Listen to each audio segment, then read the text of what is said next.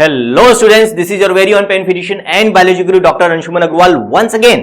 तो बच्चों, यदि आप भी मेरी तरह एक अटेम्प्ट में, the very first attempt NEET crack करके डॉक्टर बनना चाहते हो तो आज का वीडियो आपके लिए बहुत इंपॉर्टेंट होने वाला है।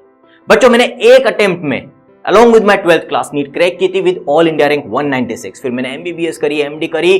अभी मैं अपने डॉक्टर के प्रोफेशन के साथ साथ बच्चों पिछले 11 साल से नीट एस्पिरेंट्स को भी पढ़ा रहा हूं और मेरे पढ़ाए हुए बच्चे इस समय आपको दिल्ली एम्स के साथ साथ ऑलमोस्ट देश के हर मेडिकल कॉलेज में मिल जाएंगे। तो बच्चों, ये जो नीट क्रैक करने के लिए एसेंशियल्स होते हैं, जरूरी चीजें होती है, उनमें बहुत सारी चीजें, फैक्टर्स होते हैं, लेकिन एक बहुत ही इंपॉर्टेंट फैक्टर जिसने मुझे भी और मेरे पढ़ाए हुए बहुत सारे स्टूडेंट्स जो एक अटेम्प्ट में नीट को क्रैक करके, बच्चों बहुत सारे एग्जांपल्स हैं, ऐसे आशुतोष है, लीना है, प्रज्वल है, प्रांजल है, मेरे कई स्टूडेंट्स हैं जिन्होंने सिंगल अटेम्प्ट में नीट को अच्छी रैंक के साथ क्रैक किया और आज अपने अपने मेडिकल कॉलेज में पढ़ाई कर रहे हैं। इनफैक्ट कुछ की तो पढ़ाई खत्म होने वाली है। ठीक है, तो इन बहुत सारे फैक्टर्स में से एक जो बहुत इंपॉर्टेंट फैक्टर होता है बच्चों for selection in any competitive exam, जिसने मुझे भी बहुत मदद करी, बहुत बड़ा रोल प्ले किया मेरे एक अटेम्प्ट में नीट सिलेक्शन में, that was a strategic well planned time table और उसको पूरी प्रिपरेशन के दौरान डिसिप्लिन के साथ स्ट्रिक्टली फॉलो करना।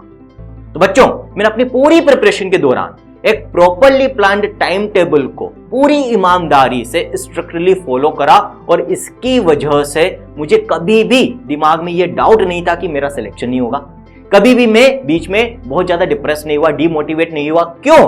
क्योंकि मैं एक टाइम टेबल फॉलो कर रहा था, उसको ईमानदारी से फॉलो कर रहा था और इसलिए मेरी सारी चीजें हमेशा समय से चलती थी। जो मैं टारगेट्स बनाता था वो मैं फुलफिल कर पाता था। और जब आप अपने टारगेट्स को अकम्प्लिश कर पाते हैं, आपने सोचा कि मेरे को इस वीक इतना पढ़ना है और यदि आप उतना पढ़ पाते हो तो फिर कभी भी आपका कॉन्फिडेंस डाउन नहीं होता है। तो आज के वीडियो में मैं आपको वो टाइम टेबल बताने वाला हूं जिसको मैं फॉलो करता था बच्चों, कुछ स्टूडेंट्स को रात को पढ़ने की आदत होती है और कुछ को जल्दी सुबह उठने की। ठीक है, मैं दोनों ही मेथड्स में से ऐसा कभी नहीं बोलता हूं कि भाई एक बहुत ज्यादा अच्छा और एक खराब है ना। दोनों के अपने अपने कुछ फायदे नुकसान होते हैं, लेकिन यदि मैं अपनी पर्सनल बात करूं तो मैं पर्सनली सुबह जल्दी उठकर पढ़ने को प्रेफर करता हूं, क्योंकि कहीं ना कहीं रात होते होते हमारा दिमाग थक जाता है और शायद उतनी एफिशिएंसी नहीं दे पाता जितनी सुबह फ्रेश माइंड दे सकता है। मैंने खुद ने ऐसा फील किया, इसलिए मैं सुबह जल्दी उठकर पढ़ता था। तो बच्चों, हम स्टार्ट करेंगे कि मैं सुबह उठता कितने बजे था। मैं यूजुअली 4:30 बजे उठ जाता था बच्चों। 4:30 बजे उठने के बाद आधा घंटा अपने एसेंशियल्स के लिए चाहिए होता है। ठीक है, हम फ्रेश वगैरह हो गए, हमने ब्रश वगैरह कर लिया, उसके बाद चाय वगैरह पी के थोड़ी बहुत 10-15 मिनट, बहुत ज्यादा इस समय नहीं, स्टूडेंट लाइफ में 15 minutes of exercise more than sufficient होती है, लेकिन जरूरी है ना। हेल्दी रहना भी बहुत जरूरी है during your preparation. Healthy body में ही एक हेल्दी माइंड होता है, आपका कंसंट्रेशन बढ़ता है, मेमोरी बढ़ती है और आप बीमार नहीं पड़ते हो, तो आपका टाइम भी बचता है बच्चों। 5 बजे मैं पढ़ाई करने बैठ जाता था बच्चों। ठीक है, 5 बजे से 8 बजे तक 3 घंटे सुबह सुबह, है ना, ब्रह्म मुहूर्त में बहुत अच्छी पढ़ाई होती है बच्चों। आसपास कोई डिस्टर्बेंस भी नहीं रहता है। ये वो समय होता है जब आपके आसपास के लोग सो रहे होते हैं, तो बहुत बिल्कुल शांति के साथ पढ़ाई होती है।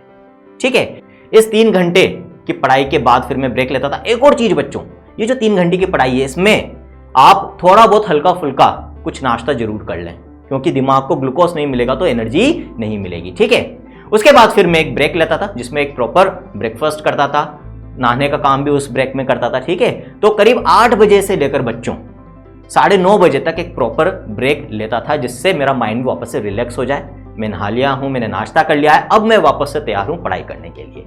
ठीक है, 9:30 बजे से 12 बजे तक मैं वापस से पढ़ता था। ठीक है, 3 घंटे में सुबह पढ़ा, 2.5 घंटे अभी पढ़ लिया हूं बच्चों। ठीक, 12 बजे के बाद फिर मैं अपना लंच लेता था बच्चों। मैं लंच टाइम से कर लेता था, बहुत ज्यादा लेट नहीं करता था। लंच करने के बाद मैं करीब 1.25 घंटे के लिए सोता था, अलार्म लगाकर बच्चों। ठीक है, तो करीब 12:30 बजे मैं सोया, 1:45 बजे तक मैं उठ गया। अब उसके बाद चाय वगैरह पी के 15 मिनट में वापस से बिल्कुल मुंह धोकर 2 बजे डॉट पढ़ने बैठ जाता था।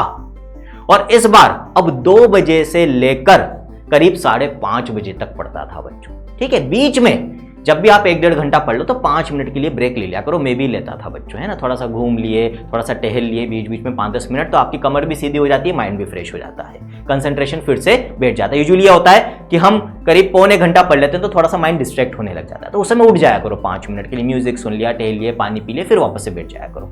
तो 3 घंटे हम सुबह पढ़े थे, 2.5 घंटे उसके बाद हम मॉर्निंग में पढ़े थे बच्चों, उसके बाद फिर अभी हम 3.5 घंटे पढ़ लिए, 2 से 5.5। कितना समय हो गया, 9 घंटे ऑलरेडी हम पढ़ चुके हैं और अभी तो 5:30 ही बजी है। उसके बाद बच्चों वापस से मैं 1 घंटे का ब्रेक लेता था, जिसमें यूजुअली मैं कोई आउटडोर गेम खेलता था, चाहे वो बैडमिंटन हो चाहे वो क्रिकेट हो बच्चों, अगेन ताकि उससे एक फिजिकल एक्टिविटी हो जाए, कुछ नहीं तो डांस कर लेता था बच्चों लाउड म्यूजिक चलाकर। ठीक, अब वापस से 6:30 बजे मैं तैयार हो चुका हूं पढ़ने के लिए, आया 10-15 मिनट का गैप लिया, 6:45-7 बजे मैं वापस से पढ़ने बैठ जाता था बच्चों।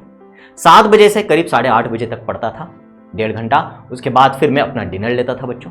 डिनर लेने के साथ साथ मैं टीवी भी देखता था, तो 8:30 से 9:30 1 घंटा मैंने रिजर्व रख रखा था खाने और टीवी के लिए। ठीक है, अभी तक हम 10.5 घंटे पढ़ चुके हैं बच्चों।